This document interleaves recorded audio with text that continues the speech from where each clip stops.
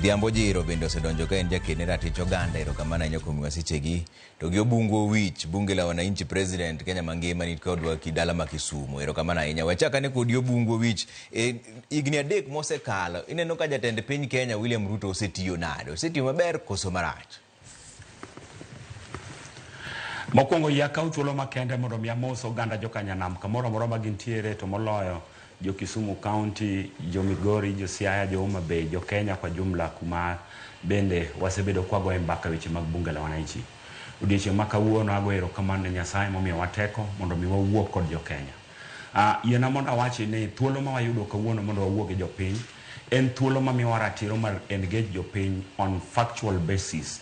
Gima duong' kabisa adwa pogo tend ker e yore ariyo. Adwa poge on economic, adwa chaka poge kende on political. Yiena mondo achaki on political basis. On political basis, Ker William Samoei Ruto osetayo piny e yo mowinjore nikech kwa wuoye political nyiso ni mano e ratiro momiye godo sword mori manyiso ni en jatelo mar piny Kenya.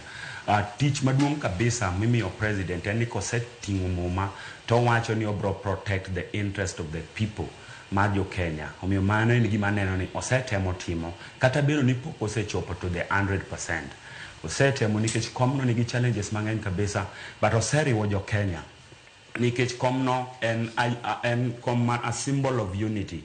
Osetemo kelo jo Kenya kawuok kuonde mopogore opogore moloyo to duto jogo manogone ombulu gi jogo mane ok ogone ombulu, nikech iyudo ni gisani endi etende oparo jo oganda mopogore opogore ma okelo kanyakla mokelo e sirikal moloyo to oganda mar Luo. Wagone erokamano kabisa nikech oparo yawuot Luo motegno ma bende oomo e sirikal mondo okonyi in the name of experts. Mane kama paro godo moluor Opiyo Wandayi makoro chung' ne weche mag stima kendo tiyo ne jo Kenya mangima, ok otini oganda Luo kende. To chako aparo Attorney General ma advice od weche mag chike momiyo oganda mar Luo to tiyo ne jo Kenya duto te, ma en achiel kuom mama ma otegno kabisa miluongo ni Mama Oduor. To chako paro kendo moluor Mbadi to chung' ne weche mag pesa. Magi duto te gin historia mapok wabedo godo kaka oganda maluo. To kata mako kom mar interior ma moluor Raymond Omolo mako en gimno en nyadhi maduong' ahinya kabisa madawach ni Ker otimonwa kaka oganda mar Luo kata bedo ni ok wamiye percentage maduong' kabisa e ombulu. So in terms of the political structure aneno ka otimo gimiluongo ni inclusivity. Otemo kelo gendini duto te machiegni mondo obede e sirikal kata ka nitiere moko mayuak ni gionge sirikal, but waneno ka the bigger percentage magoyo koko gin mana jogo mane feel ne gin giwegi e mondo obed ni gichiem to oganda mamoko konego bed ni chiemo. Kadok e weche mag economy, tadwa na wachi ni e wach mar economy unyalo paro maber ni ana wuono Obungu Owich ma kawuono antiere kani. Ane mana chung' ne migawo maduong' kabisa mane timo ng'anyo e piny Kenya ka mane iluongo ni Sufuria Revolution Movement. Agenda maduong' mane wadhiro at that time ne wadhiro high cost of living, nikech ne wafeel ni nengo mag basic items kata basic commodities, chiemo ma watiyo godo e mier odiochieng' kodiochieng' nengo gi ne ni malo. En adier ni seche mane Ker William Samoei Ruto kawo telo kuom ma osewuok e loch milongo ni Uhuru Muigai Kenyatta, nengo mag modhi mag tedo e udi ne ni malo kabisa, nengo mag mogo ne ni malo kabisa, nengo ma sukari ne ni malo kabisa.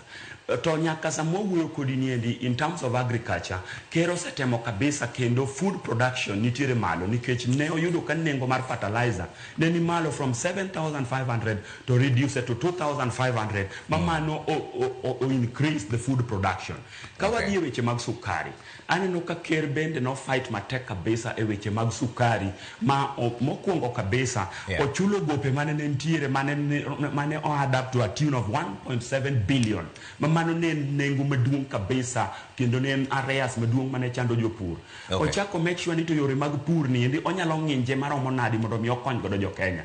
Mane kama okele nengo mar fertilizer mogore godo pincha, mane kama make sure ni farmers duto te inyalo chul pesa gi gigope mane gin godo chien kucha to ng'iyo ni to jopur mag niang' dieki welfare gi nyalo bedo nadi. Magi duto te waneno kantiere. Waneno ka nyaka increase in cane production bendo chako biro malo because of that. So in terms of of agriculture, Yeah. an aneno ni osetemo kabisa kendo sani endi high cost of living chande odok chien kendo nengo chiemo ma watiyo go de udi odiochieng kodiochieng. Sukari chien. mane ne en gimoro 230 by the time mane ker ne loch kawuono en 100 to kod 10 kata 100 depending gi kama inyiewe godo. Okay. Salad nengo ne odok piny kaluwore bende gi sirikal mantiere gi sani, and waneno ka gigi duto te osebedo ka konyo nyaka nengo mag mogo mane ne oseidho malo kabisa. Kawuono koro sufuria wanyalo keto kando, emomiyo sufuria movement cha koro na disband because there is no need mar goyo koko ka rwako sufuria wiya to gik mane wang'anyo ne oselosi. Okay. Omiyo aneno